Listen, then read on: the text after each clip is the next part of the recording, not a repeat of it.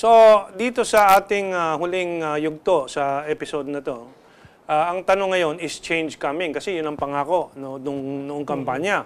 Ang biro dito sa diskusyon habang off the air, yung change ba barya? Ano? Konsuelo lang ba ito? Ano? Patama lang tapos mamaya ninggas kugon. So what do you think, Lito? What are the other things going on? You were saying there's the appointment of Leni Robredo to HUD-C. Is that something good? And yung FOI bill na gagawing executive order ngayon, pero kailangan maging batas pa, and reducing red tape. Sa traffic problem ba, meron silang solusyon? Parang yung cable car idea is just yun yung bariyang tinapon para mapag-isipan ng tao pero hindi mabibili. No? Sige, tuloy mo, Lito. Ang kagandahan po nitong pagpasok nitong unang linggo ni Ginoong Duterte bilang Pangulo. Magandang marinig yan sa iyo kasi kritiko talaga, ka talaga ni Duterte. No? Opo. Merong certain level ng ng critical euphoria. No? Unlike nung panahon ni Ginoong Aquino, no? Yon mindless euphoria yon eh. So tingnan nyo naman ang nangyari. Walang nangyari, kumbaga, no? Sa panahon ng 6 na taon ni Ginoong Aquino. Pero ito, mas maganda siya, promising siya kasi bagaman nandiyan dyan yung euphoria, yung marami din sa mga tao ang nag-iisip kung paano makakatulong para maging matagumpay itong pagkapangulo ni Ginoong Duterte. Yun yung kaibahan, ano? At nakikita ko naman po may mga maliliit na initiatives na ginagawa ngayon, although tayo naman minsan kasi mahilig tayo maghanap ng mga spectacular na no. Pero yung mga maliliit na initiatives na yan, yung isa yung inutusan niya ang Secretary of Department of Health na pag-aralan yung modelo ng healthcare system sa Cuba. Isang napakagandang bagay niya na hindi Ano ang modelong yan? Baka hindi alam ng ibang mga audience. Ang Cuba, komunista, masama yan. Yun ang tinuturo dito ng media, di ba? Ano ba totoo sa doon po Cuba? kasi talagang libre ang healthcare, no? At ang emphasis doon, preventive medicine doon eh. No? At talagang every street corner, nandiyan dyan ng doktor, nandiyan dyan ng farmasyotika. Hindi lang yun. Sila din ang nag-export ng doktor para tulungan ng Venezuela at ibang mga bansa sa Latin America. Doon sa Venezuela, kapalit ay langis dahil kulang ang economic resources ng Cuba. Yun po yung maganda doon. At, well, may mga ginagawa pa sila na kung walang magkakasakit yan sa lugar mo, mas malaki yung bayad sa'yo kaysa doon sa binabayaran ka para maggamot. Ito, kung maiiwasan mo ang magkasakit ang mga tao. In other words, doon sa doktor na may responsibilidad sa area, kung mababa ang insidenteng pagkasakit diyan, meron ka pang mas malaki ang dapat mong kikitain doon sa iyong profesyon. Yung isa, yung pagkakatalaga doon kay kay Leni Robredo. Sa HUDCC. Bilang chairman. Maganda ba yun? Ako, critical ako doon dahil sabi ko, yan parang pagpapakita lang ng division of spoils. Kasi ang political parties, kung nagkakatunggali, may posisyon kang may prinsipyo ka. Basta't binigyan ka lang posisyon, okay na. Yung bang ibig sabihin nun? Hindi po, ang kagandahan nito, slowly pinapakita na Ginoong Duterte na he's open to unity. Kasi hindi natin maaalis na talagang bagaman ayaw ni Ginang Robredo na siya ang magmukhang mukha ng oposisyon, ang kagandahan nito bago pa mangyari yan, magsama na tayo, pag-usapan na natin to. I think doon sa binigay... ang reaksyon ko din, ano bang alam ni Robredo dyan? Ano bang alam ni Noli de Castro dyan? Kaya up to now, yung housing natin, marami pang issues. Anong alam ni Binay dyan? Nagkaroon ng mga skandalo dyan din. So, kailangan po natin silang tulungan talaga. Yung mga mas nakakaintindi sa mga bagay na yan, mag-volunteer na rin, tumulong dun sa... At ang maganda rin naman dyan, kung si Ginang Robredo ay magiging bukas dun sa maitutulong sa kanya. Hindi yung katulad ng mga nagdaang administrasyon na sinara talaga. Kami lang naintindihan naman namin itong problema, alam namin yung solusyon. Kaya ba ni Leni Robredo na pigilan yung mga gahamang mga kapartido niya sa Liberal Party? Dahil kung wala tayong issue kay Leni Robredo, tulad ko, wala namang issue sa kanya, isang katutak ang issue laban sa Liberal Party. Pati na itong mga drogang pinabayaan nila ng 6 na taon, at kanina natanong mo nga, yung kay Nantes, walang investigasyon noon sa panahon ng mga dilaw at ng mga Liberal Party. Dapat maimbestigahan dahil si Nantes, gobernador ng Quezon, na reported drug lord at treasurer ng Liberal Party. Ano? Yan ang magandang katanungan dyan, Kamentong. Yung kapabilidad ni Ginang Robredo, hindi lamang yung pagpapatakbo ng SAHADSI, no? Yung kapabilidad niya para umiwas doon sa magiging impositions ng sarili niyang partido. Yun ang mas maganda dyan. Ang pananaw ko dyan, kung siya ay talagang leadership material, dapat sunggabin, to seize. Is that the right word? Niya ang talagang poder ng Liberal Party, linisin niya ng maging credible ulit at maibalik sa estado nung panahon ng mga lumang mga liderato doon na naging matatag ang Liberal Party. But that's another issue. We're talking about Duterte. Mukhang matagal pa ba? Matagal lang. Matagal yun. Matagal na usapan yan. Ang problema ko lang purong ngiti si Leni. Kung purong ngiti iba, kaya mong linisin yung Liberal Party. Baka yun ang kanyang approach. Yun ang cover niya. Sige, we will see. Para lumambot ka rin. Ako lalo ako nainis kung purong ngiti ang nakikita ko. Dahil alam naman natin ang problema ng bayan. Hindi matadaan sa ngiti. Pag nag-umpisa na po magtrabaho yan, mababawasan ng ngiti. Kaya gustong-gusto ng tao si Duterte, masungit si Duterte. Di ba? Sige, tuloy natin. Pag nag-umpisa na po yan, magtrabaho talaga, makikita na natin na mas magiging seryoso yan. Yung pagkakaroon ng executive order doon sa FOI, no, yung Freedom of Information, no, yung free access to information, maganda pong hakbang yan, ano, dahil kung hihintayin na naman natin ang Kongreso na ipasa yung batas patungkol dyan, ay talagang matatapos ang 6 na taon, hindi tayo magkakaroon ng ganyan. Ang kagandahan nito, sinabi ni Ginoong Duterte na, nag-take na ako ng initiative, at least insofar as the Executive Department is concerned, medyo naayos ko na to. Ano ngayon ang gagawin ng Kongreso? No? Hahabol sila. No? So sa pagka-anunsyo niyang executive order sa FOI, talagang, I don't know how paano sabihin sa Tagalog, pinahiya niya talaga si Noynoy. Na 6 na taon na pinapangako yan na wala namang ginawa. Therefore, malinaw na marami siyang tinatago noon. Diba? Very subtle yun. Sabi niyo na medyo napahiya doon ng Administrasyong Aquino. No? Dahil for one, there was a time na they also contemplated on coming up with an EO instead, no? While waiting for Congress to pass the law. No? Ang kagandahan lang nito, lahat naman kasi ng kontrata, disbursement, liquidation, lahat naman yan dumadaan sa executive department. So it doesn't really matter right now kung hindi pa covered ang judiciary and legislature. So natutuwa ka dun sa EO sa FOI? Opo. Sa dami ng pinupuri mo kay Duterte, mukhang hindi ka nakritiko ni Duterte. Itong tatanungin ko naman. Itong tatanungin ko, yung FOI, yung lumalabas sa balita ngayon na ang Kongreso, meron na namang pork barrel na ayaw ko kung anong bagong anyo na ginagawa. Anong reaction mo doon? Yung sasabihin lang naman po natin na pork barrel yan kung ang discretion nandoon sa mambabatas.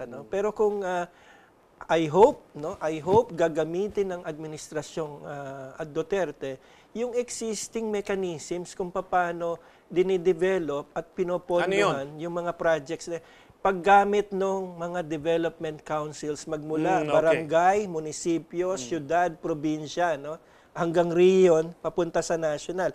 Kung yung pong identification ng project. Yun ay nasa Constitution yan, no? Yes, in fact it exists, no? Ang nagpapatakbo po niyan ay ang NEDA, no? Together with DBM and of course the Office of the President, no? Kung gagamitin ng pamahalaang Duterte yung proseso na yan, pwedeng mag-participate yung ating mga congressmen, senators dun sa identification ng projects, pero sa local level, hanggang umakyat dyan sa region at i-consolidate sa national at yun ang popondohan. Pero kung ang gagawin natin ay magbibigay lang tayo ng lump sum, no, katulad nung dati, mali po yun dahil yun ay totally unconstitutional. But if you take all your project initiatives through the development councils, no, at perfectly legal, no, and legitimate yan, no. So, mawawala yung discretion, mawawala yung korupsyon. Well, okay. So, yung Regional Development Council, of course, is ideal, but maraming questions din ako dyan. Are the people in the Regional Development Councils trained for economic planning and economic Well, development? that's where the NEDA comes in. expertise of NEDA and DBM and even the presidential NEDA has been there for the past 30, 50 years. Lately, wala namang nangyari from NEDA plans. Hindi, kailangan po sundin talaga kailangan po talagang sundin ng pamahalaan mismo yung proseso na yon. Kasi kung hindi talaga mismo ang presidente ang magsasabi na sundin yan, talagang papabayaan lang. Ano na ang Duterte attitude to the CCT, yung bagong Department of Social Welfare? Ang pagkakaintindi ko po, magkakaroon po ng pagbabago, no? Pero hindi ko pa malinaw kung ano yung gagawin ni nung ating Tagiwalo. ni Judy Tagiwalo. Secretary Tagiwalo. Tagiwalo patungkol diyan. Pero mukhang nandoon siya doon sa direksyon na instead na ibibigay lamang 'yan, no, na may konting conditionalities, mas bibigyan niya ng focus na yung pera na inaalat para diyan sa CCT ay magagamit sa pag-generate ng trabaho, no? Kasi I think sa kanya may importante 'yun dahil hindi lamang doon sa financial help kundi yung pag-develop ng dignidad ng tao na tumatanggap ng tulong sa gobyerno sa pamamagitan ng pagpapatulo ng pawis, di ba? Okay, we keep moving fast kasi multifarious ang issues. Yung ending the endo. Anong medyo assessment complicated po yan. Napaka-complicated yan. I think even si Ginoong Silvestre Bello, medyo nagulat din siya, no? Na hindi ganun kasimple yon para... Una-una, no, Kalito, kababasa ko lang at ito ay inikot ko, pinost ko sa Facebook with a comment, no? Kasi ang balita, lumabas sa, I think, South China Morning Post or whichever, 127 million Southeast Asians will lose their jobs in the next decade. Kasi yung robotization. Ano? Yung halimbawa ngayon na aktual na tumatakbo na, ano? Hindi lang laganap, no? Na driverless taxi, driverless bus. Wala nang driver. Yung mga pabrika kahit sa China, ano na 100,000 na ang mga robots na nagtaga-welding, ganyan-ganyan. Tapos papasok mo itong walang endo, walang contractual. Ano? You are in an age of robotization, in an age of overproduction, crisis of overproduction of similar goods from China to India, cars, and so on. Pare-parehong ginagawa. Ano? And then, oversupply of labor. Yan ang mga issues Ano? Sa panahon na ganito, sa kondisyon na ganito, hindi posible itong ending the endo na wala kang lilikhaing mas malaking problema na jobless ocean of workers na walang trabaho. Alam niyo, ang hindi nabibigyan ng pansin na pwedeng makatulong doon sa pag-generate ng maraming trabaho at maiwasan yung mga endo na yan, yung energy sector. Dahil sa pagtingin po nga natin ngayon, mukhang wala tayong ginagawa doon sa energy sector. Sinabi lang ni Ginoong Cusi na pabababain yung presyo, no? Pero paano mo pabababain ang presyo ng enerhiya sa atin kung mananatili, kunwari, yung EPIRA na hindi mo binabago, yung mga stipulations and provisions ng EPIRA, yun yung isang susi para yung endo, kahit paano mabawasan. Pero as it is, mag-generate kayo ng mas maraming unemployment. Yun ang sinabi ko nga din doon sa aking mga sagot sa Facebook. No? Nasabi ko, kayo, gusto nyo yung popular na ending the endo, ending the highest price of electricity in Asia, hindi naman nyo hinaharap. Opo. Ano? But that is only a component. Ano? Kung hindi mo nga ibaba ng malaki, hindi yung magbaba ng 5 centimos. Hindi po baka yun ang gawin Ano? Talagang kailangan bumagsak ng gusto yung presyo niyan. At pero magagawa ang pamahalaan. Itapat doon sa average sa Asia. Kailangan may standard tayo kay, sino ba?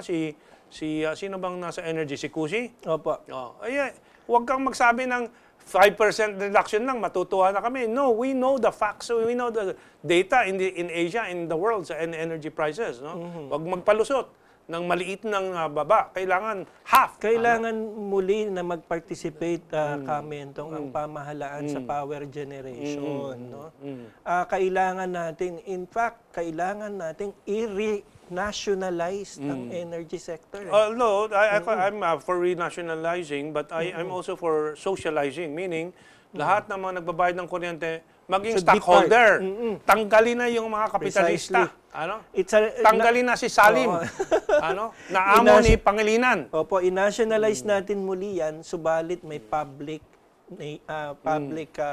character, which means yung consumer na nagbabayad para diyan, kailangan part owner siya. Makakabuhay yan pag nagawa talaga yan, maikalahati ang presyo ng kuryente ng industriya. Pero hindi pa rin sasapat na ma-employo ang milyong-milyong underemployed and unemployed. There has to be a change in social philosophy which we can discuss one day. Yes, yes. Ano? Kasi ano na ang role ng man kung ang robot ay gagawin ng 99% ng ginagawa niya today? We have to be made aware of this, Ako, and we have sasabihin to ko be to, cautious. yung mga cameramen natin, pwedeng i-robotize lahat yung mga trabahong yan. Pwedeng i-robotize yan. Anong gagawin natin? Ang dapat gawin, ang lahat ng mamamayan, sagana sa pagkain, edukasyon, pag-aaral, at darating ang panahon na ang psychic power ng lahat ng tao ay magagamit. Halimbawa, may asteroid na tatama sa atin. Ang psychic power ng 100 bilyong tao ay kayang ilipat yung trajectory. I believe in that. Yes. And sasabihin ng ibang tao, sirang ulo ni Kamentong, psychic pa. That is because they have not reached the imagination that is required to understand the full capacity of man. Yes. Yun ang kailangan din naman na i-inculcate doon sa education ng ating mga bata. Kasi ngayon masyadong... Paano naman mangyayari yan? Nagugutom ang mga bata natin sa lansangan, samantalang itong si Pangilinan is telling government to stay out of the way so that he can exploit the entire country. Naku, napakarami natin dapat pag-usapan. Isang minuto na lang ang oras natin. Anyway, natutuwa po ako dun sa mga naging maliliit na initiatives na ginagawa ng Duterte government. Dahil nung panahon ni Noynoy, yun nga sinasabi ko, mindless euphoria. Ito ngayon, medyo bagaman euphoric pa rin, merong critical segment ng population na nagsasabi sa kanya na medyo mali ito, sana ganito. At I think nakikinig naman siya. Yun yung kagandahan nun, hindi siya sarado. Yun lang nga, as I've said kanina, dun sa nauna nating segment, kailangan pa rin na bigyan ng emphasis yung karapatang pantao sa lahat ng kanyang gagawing inisyatiba. Maging man ito ay patungkol sa ekonomiya o diyan sa pagbibigay ng kasagutan dyan sa drug menace na yan. Sa lahat po ng aspeto ng governance na kanyang gagawin for the next 6 years, human rights must be given emphasis. Papasalamat ako ay kasamang Lito David. At dahil sa kanya ay hindi nakalusot yung panloloko ni Grace Po. So, na-eliminate natin kasi maraming nadala doon sa, malinis ito, cute, hindi, malaking fraud yan. Salamat din, dahil doon, lumaki ang ulo ni Grace Po nung siya ay high pa, At si Rojas, parang lumaki ang ulo, hindi nagbigayan. At nanalo si Duterte. Kung nagbigayan yun, talo si Duterte, dadayain na, tapos may counting popularity pa si Po. Malamang hindi Muntik nangyari. na nangyari yun. Muntik na nangyari. Last 30 seconds, Kalito. Nagpapasalamat din ako, Kamentong, at nabibigyan natin ng pagkakataon itong mga ganitong uri ng diskusyon ngayon. Hindi rin naman kasi maganda na yung mindless euphoria na porke ang lahat na marami sa ating mga mamamayan sinasabi na huwag ka naman maging negative. Hindi naman tayo nagiging negative. Nagiging critical lang tayo para hindi na natin maulit yung mga pagkakamali ng mga nagdaang administrasyon. Ngayong panahon na ito, bagaman iisang linggo pa lang ang Duterte administration, dapat tayong magpatuloy na maging critical, mapagmasid, kailangan nating sabihin kung ano yung ating nararamdaman at ito naman ay para sa kabutihan hindi lamang ng pamahalaan kundi ng buong sambayanan. Okay, so my view is change is coming. Dahil nga nakita natin, si Duterte is what you see is what you get. Parang si Erap noon, ngunit pinabagsak sila. Hindi ito barya. Okay, hindi barya. This is change, no? And what you see is what you get. Therefore, you also now see the real situation in the country, the real problems, ano? And I hope we get the solutions to this. Maraming salamat. And until next week, think about all these issues and help us make help the nation make the right choices. Mabuhay and have a good weekend. Sokot.